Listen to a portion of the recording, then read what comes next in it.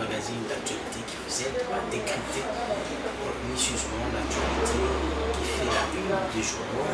Ce soir, dans ce magazine, un plaisir de recevoir le vice-président de l'Assemblée provinciale, Maître Francis Djibalabala. Il est également au cadre du parti présidentiel l'UDPS. Avec lui, nous allons faire le tour des horizons, c'est-à-dire que nous parlerons de la gestion de la ville provinciale de Kinshasa, et du fonctionnement de l'Assemblée provinciale également, mais aussi de la gestion du parti au pouvoir qui est l'UDPS, dont il est membre influent et également député, j'allais dire, élu de la commune de Massina. C'est avec lui que nous allons passer ces 30 minutes d'actualité et de décryptage. Maître Francis, président, bonsoir. Bonsoir, monsieur le journaliste. Je vous reçois sous plusieurs casquettes en tant que juriste, parce que nous parlerons également de la justice et du fonctionnement de l'appareil judiciaire de notre pays, mais aussi de votre casquette du vice-président de l'Assemblée provinciale. C'est par là que d'ailleurs nous allons commencer. Comment se porte l'Assemblée provinciale et la ville de Kinshasa? L'Assemblée provinciale se porte très bien. Je dis très bien parce que dans 2 jours, déjà nous clôturons notre session. Une session qui a été prolifique en termes d'éthique, en termes de contrôle parlementaire. Une session qui a, au cours de laquelle nous avons eu des plénières qui sont allées jusqu'à 23 heures parce que nous avions estimé que nous sommes payés mensuellement, quoi qu'il y a des retards dans le paiement de nos émoluments, mais nous devons quand même travailler pour l'intérêt des Kinois. Les Kinois ont fondé leurs espoirs sur nous en tant qu'élus de la ville de Kinshasa et nous devons en retour leur offrir un travail de qualité, un travail qui puisse faire en sorte que leur quotidien puisse s'améliorer, leur vécu puisse se modifier quand même. Et voilà que nous estimons que c'était vraiment une très belle session pour nous. Et d'ailleurs, déjà, nous la clôturons ce mercredi. D'ailleurs, avant de continuer, parce que là... Et la ville de Kinshasa se porte plus ou moins bien. Plus ou moins bien parce que de réalisation de l'exécutif provincial, à mon avis, et c'est aussi l'avis des nombreux Kinois, n'ont pas encore atteint les seuils de l'acceptable. Nous savons que l'exécutif actuel, je parle du gouverneur et toute son équipe, ils ont trouvé la ville dans un état vraiment comateux et il n'y avait que de dettes laissées par l'ancien gouverneur. Et avec la Covid qui s'est invitée, avec beaucoup d'autres contraintes, il n'a pas pu, je parle de l'exécutif, il n'a pas pu réaliser en 3 ans ce qu'il avait promis aux Kinois. Et comme vous le savez, l'homme propos, Dieu dispose. Même lorsqu'on gère, il se fait que des pesanteurs peuvent vous constituer justement un blocage pour que vous mettiez à exécution votre programme du gouvernement. Mais je crois que ce qui est fait aussi est visible. Mais les Kinois sont impatients de voir leur ville se transformer. Et je crois qu'en 2 ans, parce que le gouverneur est élu pour 3 ans, je crois qu'il est élu pour 5 ans. Il en a déjà fait 3 ans. En 2 ans et à la fin de notre mandat, nous aurons quand même un bilan. Je parle de nous comme députés et de l'exécutif qui est bien entendu l'institution, la deuxième institution, donc, après notre assemblée, qui est aussi notre émanation et qui est sous notre contrôle. Je crois que l'exécutif aussi fera quelque chose qui va convaincre les Kinois et Kinois. Ça fait pratiquement 4 ans que l'exécutif a été investi par l'Assemblée. Même en parlant trop clément envers le gouverneur, c'est que cette clémence que beaucoup essayent d'interpréter en complicité, parce qu'on estime qu'après ce séisme, que moi j'appelle séisme, qu'on a remarqué dans plusieurs provinces, la province de Kinshasa, qui a aussi beaucoup de choses à reprocher au gouverneur, n'a pas connu ces mouvements cause, selon certaines langues, je dis ça très bien, l'Assemblée provinciale serait acquise à l'autorité exécutive qui fait tout comme bon lui semble et il n'est pas contrôlé. Voilà, déjà... pas contrôlé suffisamment. Je crois que ce sont des accusations gratuites. Ce sont des accusations gratuites. Nombreux de nos compatriotes veulent que nous, le Parlement provincial et le gouvernement provincial, nous puissions nous regarder en chien de défaillance. C'est là qu'ils vont conclure qu'effectivement nous sommes en train de travailler. Non, nous sommes deux institutions différentes.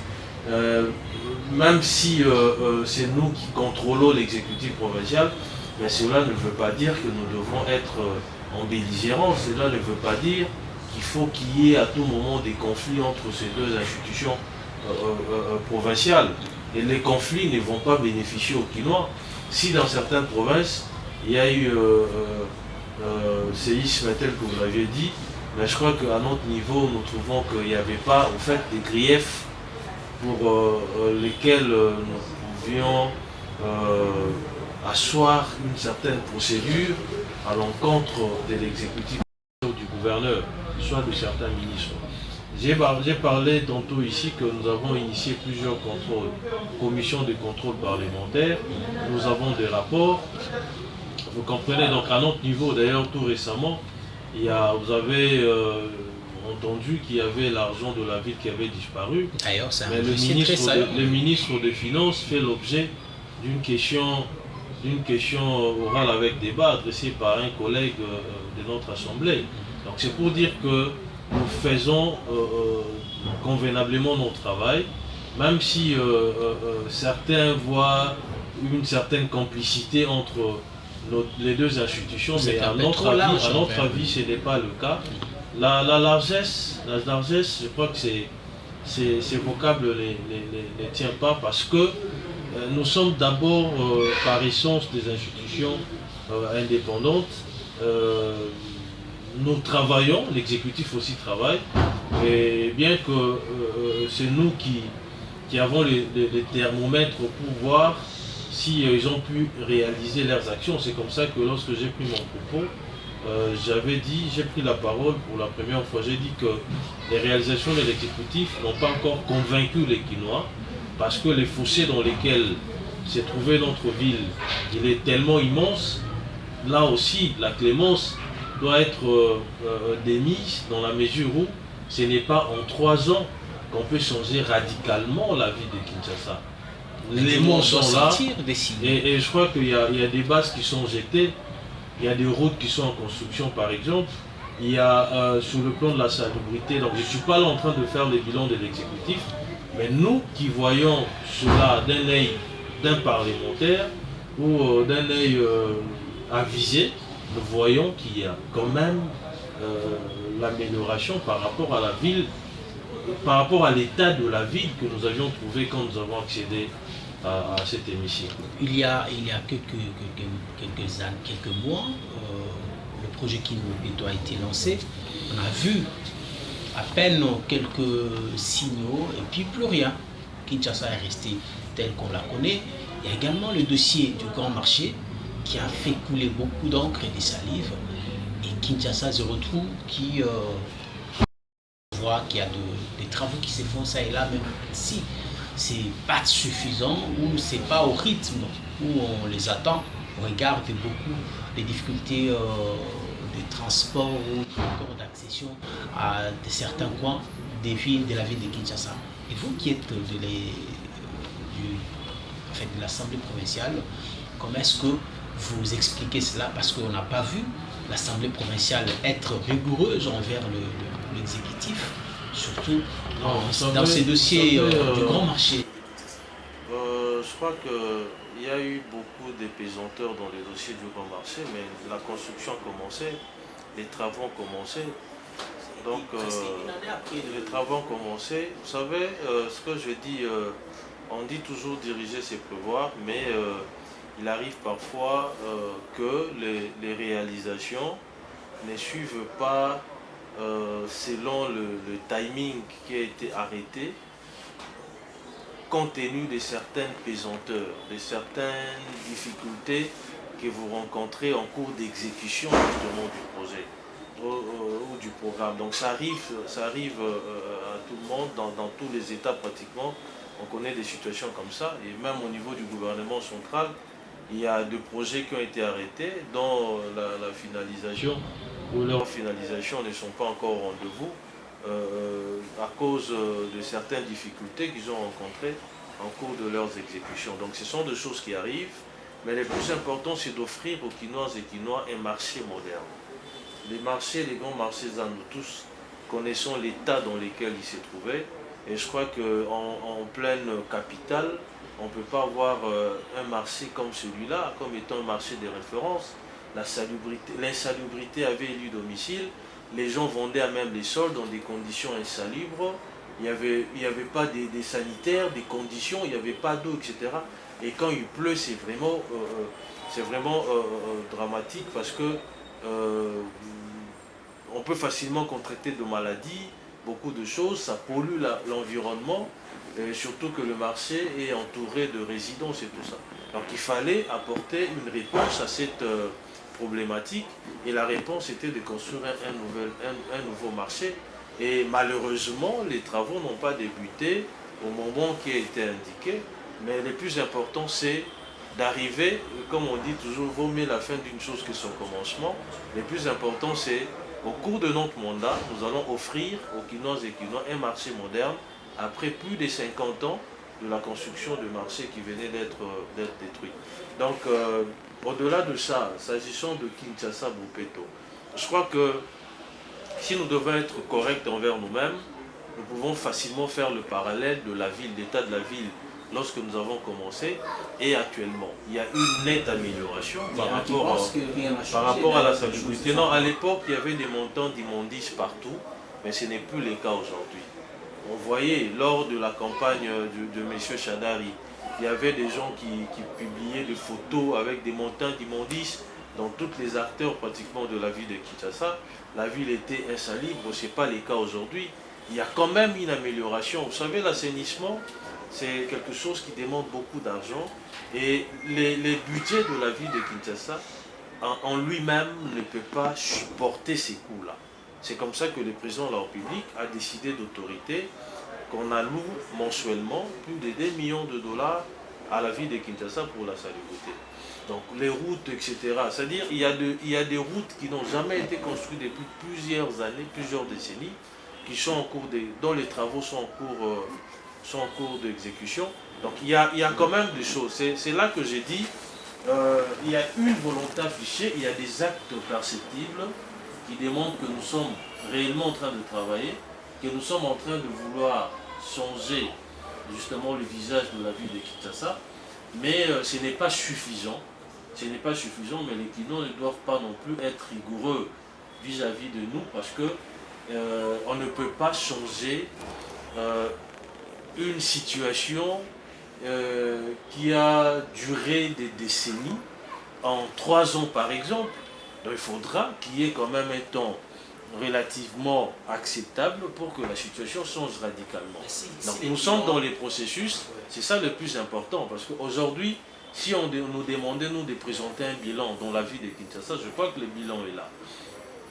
Et à la fin du mandat, il sera encore plus élogieux par rapport à nos prédécesseurs, parce que je vous rappelle qu'ils avaient fait 12 ans, comme 12 ans au pouvoir, mais si on vous demande à vous de donner un bilan par rapport à la réalisation, je crois que vous allez compter peut-être 2-3. Parce que je n'ai pas été à la gestion. Non, mais vous avez vécu dans la ville de Kinshasa.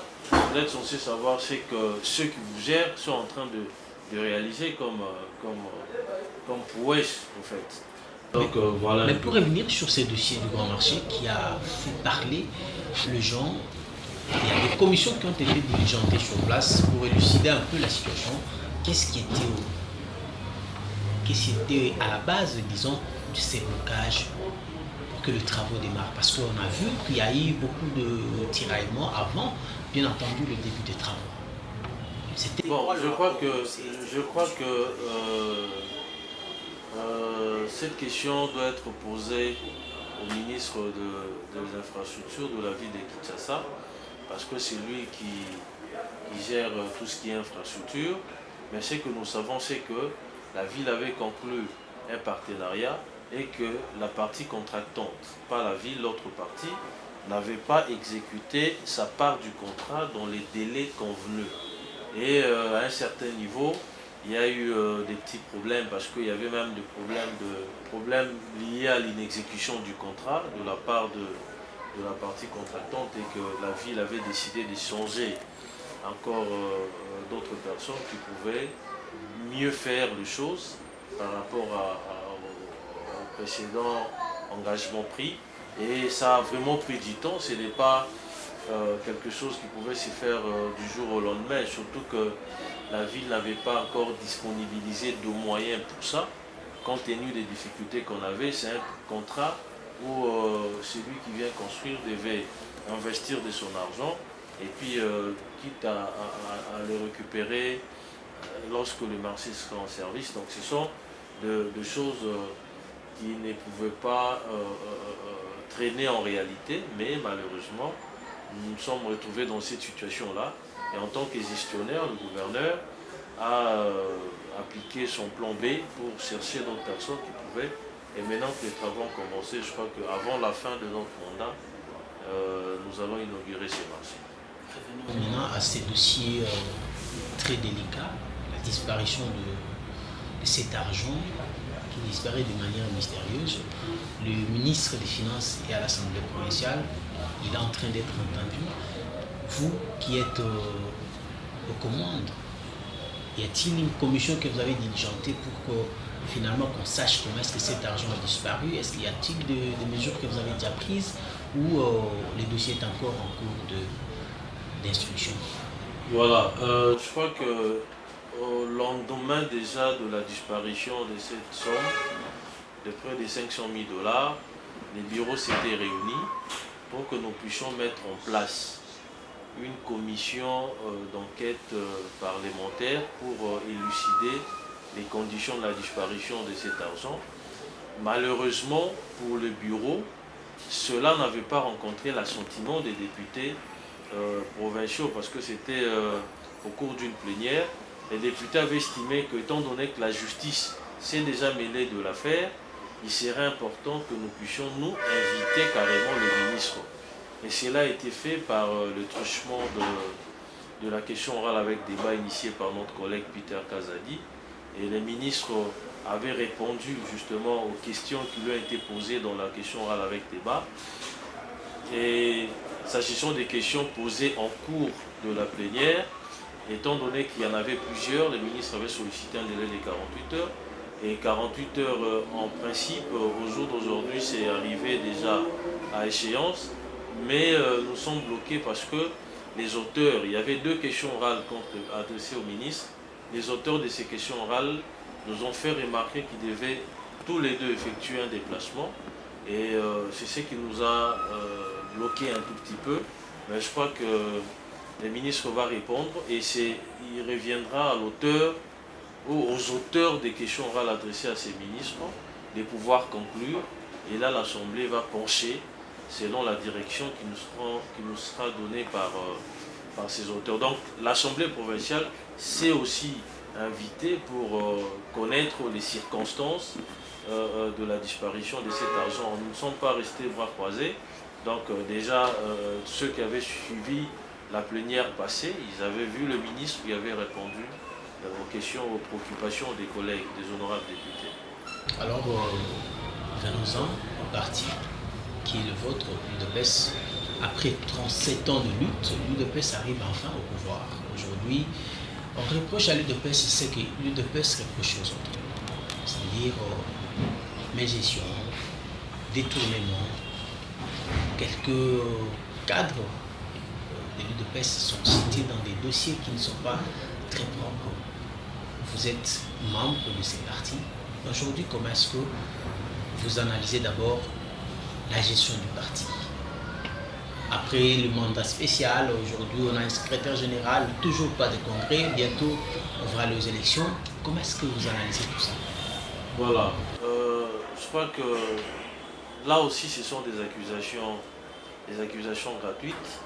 dire que les cadres de l'UDPS qui sont aux affaires s'illustrent dans les détournements, etc. Je crois que ce sont c'est ça, ce sont des accusations. Vous savez, moi je suis juriste, je ne peux définitivement condamner une personne que si il a été condamné par la justice, avec une décision irrévocable, coulée en force des choses jugées. C'est-à-dire, c'est la justice qui établit la culpabilité ou innocente une personne.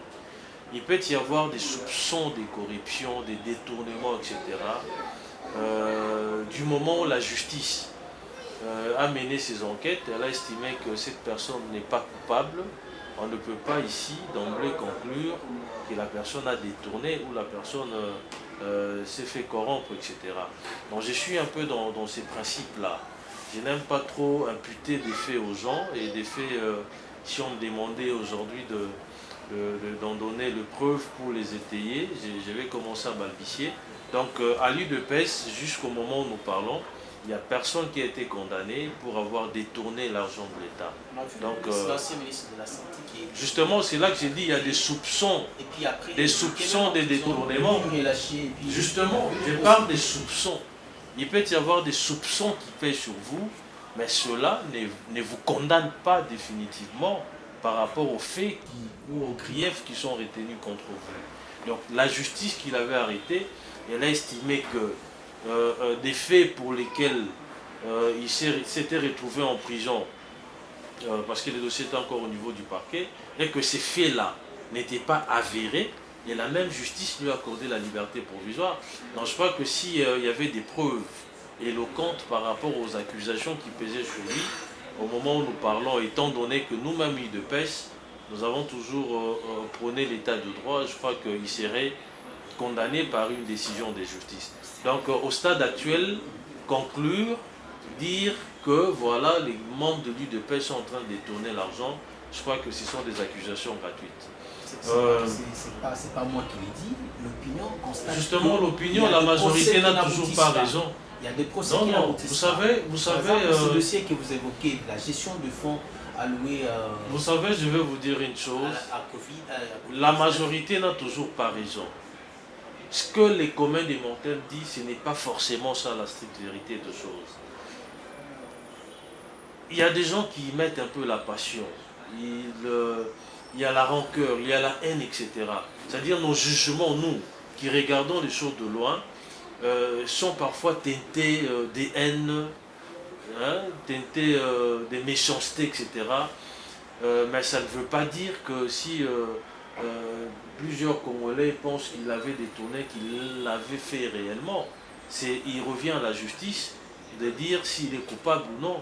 Et je crois qu'à ce stade-là, la justice ne l'a pas condamné, donc on ne peut pas parler de détournement de l'argent ou de fonds alloués justement à la Covid-19, à la riposte contre la Covid-19. Donc par rapport à l'UDPS, je crois que le parti, à un moment donné, battait de l'aile, mais actuellement, on peut dire que ça marche comme sur des roulettes. Pourquoi? Parce que, vous savez, dans toute organisation humaine, lorsqu'il n'y a pas la bonne foi, lorsqu'il n'y a pas l'amour dans ce que vous faites, même si vous avez des gens très intelligents, je crois que vous irez droit au mur. Et actuellement, tu sens la volonté du secrétaire général de bien faire, de mieux faire. Il est en train de booster quand même les activités au niveau du parti, de booster notre parti. Et nous reprochions à l'ancien leadership le fait qu'il n'y avait pas de visibilité. Le parti n'était pas visible. Mais actuellement, vous constaterez que même quand il s'agit de l'accueil de telle autorité, de manifestations, le parti est vraiment visible. Il y a des drapeaux un peu partout.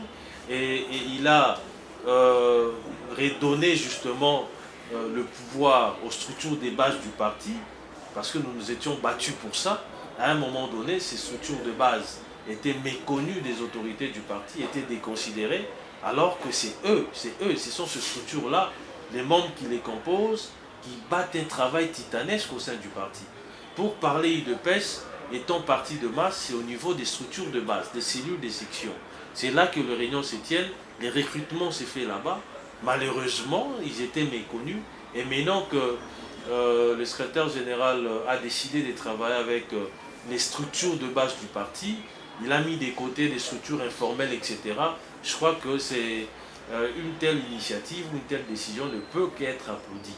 C'est vrai qu'il y a encore beaucoup de choses à faire, mais les bases qui sont en train d'être jetées augurent quelque chose de bien pour le futur de notre parti politique. Ouais, vous semblez dire que tout va comme sur, vous l'avez dit d'ailleurs avec affirmation, que tout va maintenant comme sur la roulette, alors qu'on voit il y a beaucoup de dérapages au sein du parti. Actuellement, on reproche à l'UDPS d'avoir même des milices. On a vu dernièrement une milice patentée UDPS d'une structure de base du parti très connue, Force du Progrès. Comment est-ce que vous n'arrivez pas à contenir tout ça? On a même suivi le secrétaire général récemment lors d'une matinée politique qui rappelait aux troupes que l'attitude du parti n'est pas celle d'un parti au pouvoir et que les gens doivent comprendre maintenant que vous êtes au pouvoir. Comment est-ce que ça vous a pris beaucoup de temps? Parce que maintenant, le mandat est finissant. Voilà. Mais on ne comprend toujours pas. L'UDPS, ce n'est pas toujours. Vous savez, nous sommes. L'UDPS, c'est un parti de masse. Dans un parti de masse, les brebis galeuses ne manquent pas. Des dérapages, ça ne manque pas. Parce que chacun a son éducation. Bien que tous nous avons suivi les enseignements de pères fondateurs de l'UDPS, mais les brebis galeuses, ça ne manque pas. Et des écarts de langage, ça arrive, des écarts de conduite, etc.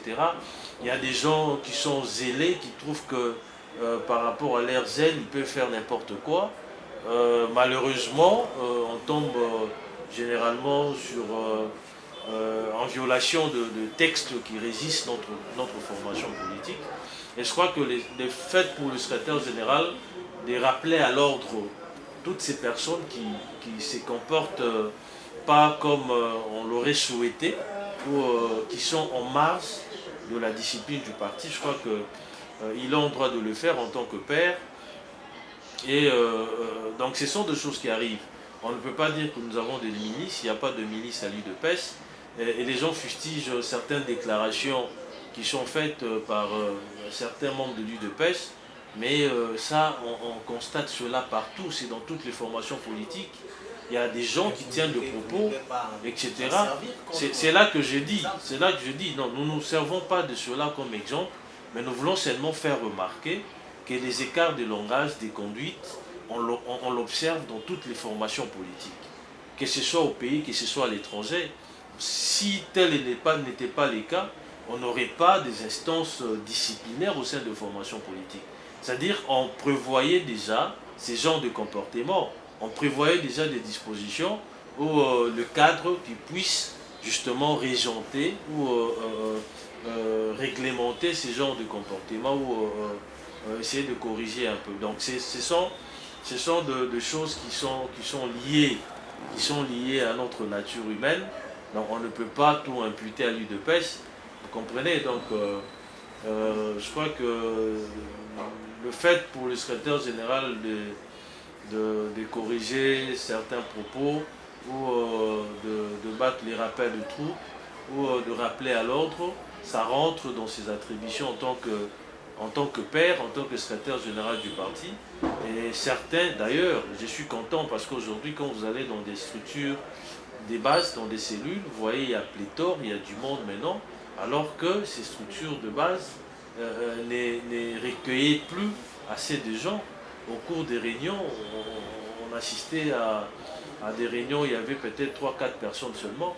Mais aujourd'hui, tout le monde est rentré dans des cellules et je crois que c'est une très bonne chose. C'est comme ça que nous allons non seulement faire avancer notre parti, mais aussi mettre une action sur sa visibilité à travers des actions, à travers des réunions qui se tiennent dans des structures de base. 37 ans après des luttes, l'UDPS au pouvoir, l'UDPS s'est toujours battu pour l'avènement de l'état de droit. Mais aujourd'hui, on se rend finalement compte que cet état de droit n'est pas encore arrivé, parce que vous avez parlé ici des procès, c'est vrai, nous allons y venir encore, il y a des procès qui n'aboutissent presque pas. Il y a d'autres qui sont à peine critiquées, dont les décisions des juges sont vraiment critiquées. Vous qui êtes juriste, on vient d'acquitter l'ancien directeur des cabinets du chef de l'État, Vital Kamerhe, dont le procès plutôt a fait le tour du monde. On en a vraiment parlé dans tous les sens. Et aujourd'hui qu'il est acquitté, on a vu une controverse entre le chef de l'État et la justice. La justice qui condamne Vital Kamerhe, mais le chef qui dit que pour lui, Vital est toujours sérieux, donc ce qui veut dire qu'il est clean. Et finalement, on vient de l'acquitter. Vous qui êtes aussi juriste et membre de l'UDPS qui s'est battu pour l'état des droits. Comment est-ce que vous analysez le fonctionnement de l'appareil judiciaire actuel? Je commence par le propos du président quand il disait que Kamerhe c'est un homme sérieux, etc. Il croit en son innocence et tout. Et je crois que c'est un sentiment humain. Il est libre d'exprimer la vie. C'est quand même le président de la République. Attention, il y a séparation de pouvoir. Hein. Nous sommes dans un système. À cause de la justice. Non, naturellement, parce que tout ce que la justice fait n'est toujours pas mauvais. Il y a des choses bien qui sont faites par la justice. Il y en a aussi qui soulèvent des tollés dans l'opinion, dans la population. Ce qui est pas normal, bien entendu. Nous voulons que la justice soit une justice qui puisse rassurer tout le monde, qui puisse mettre tout le monde sur le même pied d'égalité, etc. Qui puisse garantir le droit de tous les citoyens. Mais si cette même justice commence à jouer pas frangée envers elle-même, je crois qu'il y a lieu que nous puissions bonifier un peu, que nous puissions recadrer pour que cette justice soit consommable dans l'opinion. Vous savez, Vital Kamerhe, pour moi, il était toujours présumé innocent parce qu'il n'y avait pas un jugement définitif qu'il est condamné pour des faits qui ont été mis à sa charge. Aujourd'hui, il est acquitté, c'est aussi un état de droit. L'état de droit, c'est cela aussi. Dans un état de droit, on ne condamne pas seulement, même des innocents. Et pendant ces temps, il y a quand même des millions qu'on a fait perdre à la République. Mais vous savez que c'est partout. Les erreurs de justice, les erreurs judiciaires, même aux États-Unis, il y a des victimes, il y a des gens qui ont été injustement condamnés par la justice, et plusieurs années après révision de leur peine, après la révision du procès, on se rend compte que la personne était innocente, et l'État dédommage même ces genres de personnes. Ça se chiffre en termes de millions. C'est-à-dire ce sont des erreurs judiciaires. Les erreurs judiciaires, non, lui n'a pas été condamné définitivement. Il était encore au niveau de la cassation, et on attendait l'arrêt justement. Donc, les erreurs judiciaires, on enregistre partout, on les enregistre partout, que ce soit aux États-Unis, que ce soit dans des grandes démocraties, en France, etc. On assiste à ça, vous comprenez, mais le plus important, c'est de faire en sorte que nous ne puissions pas retomber dans les travers du passé, où nous avions une justice à double vitesse, une justice qui fonctionnait au gré de politique, vous comprenez, où il y avait l'exécutif qui influençait à tout moment, qui décidait en lieu et place des juges. Tout ça, les politiques interféraient un peu. Nous n'avons pas besoin de cette justice-là, nous avons besoin d'une justice équitable. Et le fait, non, je crois qu'il y a des gens qui sont aussi condamnés dans ces pays. Quand je prends le procès, je vois le procès de ceux-là qui travaillaient, l'inspecteur général de l'EPST, etc. Ils ont été condamnés, ils sont en train de purger leur peine. Il y a des hauts fonctionnaires de l'État, il y a des autorités qui sont condamnées pour détournement, etc.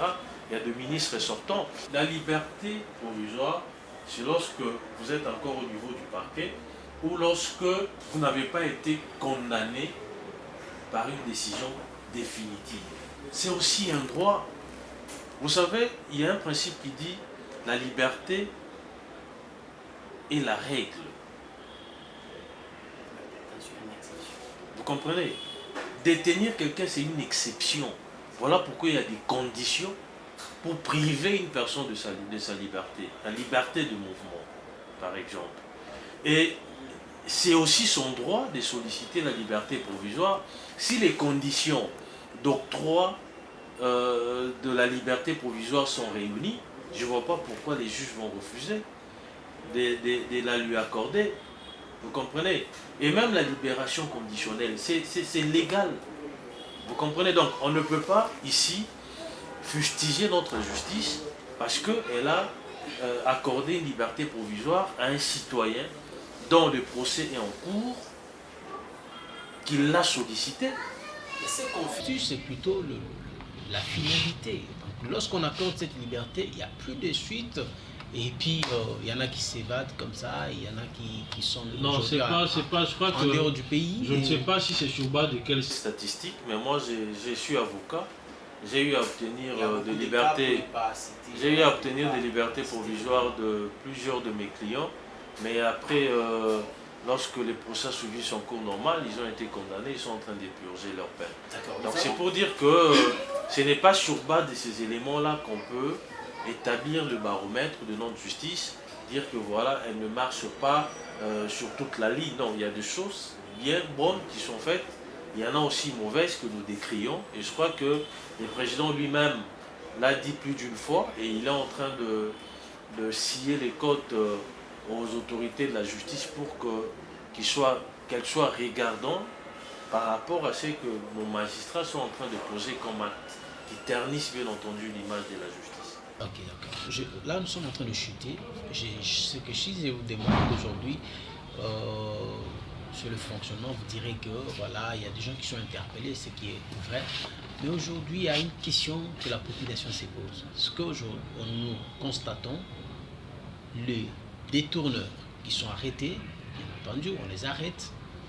Quand ils vont en prison, après ils vont obtenir soit la liberté ou la libération conditionnelle, si pas la liberté provisoire, ou encore ils sont condamnés, et puis l'État ne récupère pas cet argent. Vous êtes juriste de formation, vous êtes praticien également, mais qu'est-ce qu'il faut aujourd'hui, si vous pouvez proposer au chef de l'État, qu'est-ce qu'il faut faire pour que la République ne puisse pas perdre? Parce qu'on se rend finalement compte que les gens n'ont plus peur. Ils détournent, sachant que même si on les arrête, ils vont plus tard sortir et continuer à consommer leur argent. Bon, je crois que c'est pas mon point de vue. Je l'ai dit ici qu'un condamné qui est en train de purger sa peine, s'il remplit les conditions pour... s'il est éligible à la libération conditionnelle, il doit bénéficier de cela, parce que c'est aussi son droit, c'est cela l'état de droit.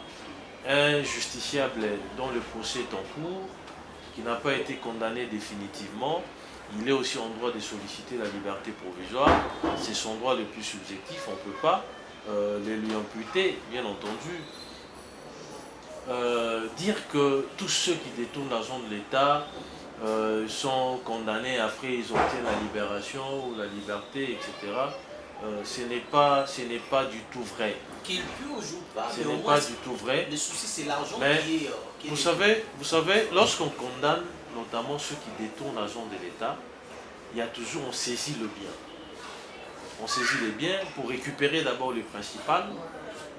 Et puis il y a aussi des frais qu'on leur impose, des frais de justice par exemple, qu'ils doivent donner pour supporter justement le procès, parce que c'est par leur faute que nous nous sommes retrouvés dans un procès, et certains procès sont très généreux, sont aussi qui prennent vraiment du temps, et tout ça, l'État ne peut pas gaspiller de manière régulière son argent au lieu de l'affecter à autre chose.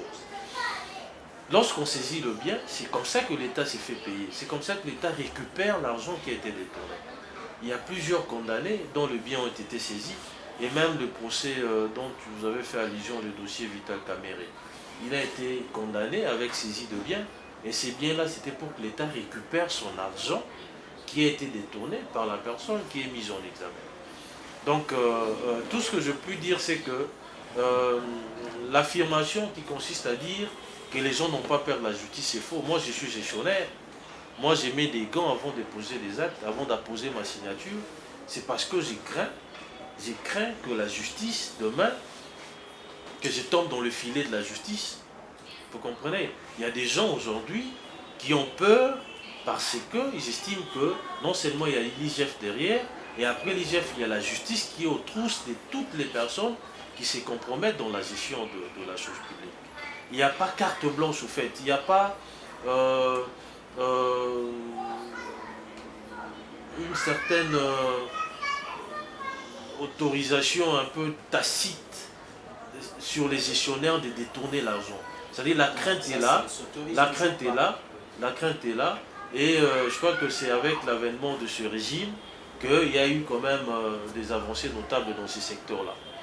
Dans ce secteur de la justice, on constate que même les détournements ne sont plus monnaie courante comme c'était le cas du temps de régime précédent. Alors, à quand la tenue du congrès de l'UDPS? Parce qu'en 2023, vous devez présenter un candidat. Déjà, nous irons aux élections en 2023, comme vous le dites. Avec qui comme candidat? Nous avons notre candidat, c'est le candidat naturel. Mais le congrès doit... Le président Félix, c'est lui déjà notre candidat. Quoique cela sera formalisé au cours d'un congrès. Il y aura congrès avant les élections, ça c'est inévitable. C'est la voie, bien entendu, que nous devons suivre tous. Et c'est le cas ça sera le cas dans toutes les formations politiques. Et c'est au cours justement de ces congrès que nous allons investir officiellement le président Félix comme étant notre candidat à l'élection présidentielle. Et donc c'est lui notre candidat naturel, bien entendu. Donc il y aura congrès et soyez gardés, ayez votre mal en patience. Les choses sont en train déjà de se préparer. Les bases sont en train d'être jetées pour qu'il y ait un congrès digne de son nom. Et nous aurons ces congrès-là que nous allons offrir aux combattantes et combattants. C'était votre mot de la fin. Merci beaucoup de nous avoir accordé ce temps. Madame, Monsieur, c'était un plaisir de vous servir. Merci de nous avoir suivis. Nous vous fixons rendez-vous très prochainement avec un autre invité. Restez donc fidèles à notre programme. Au revoir.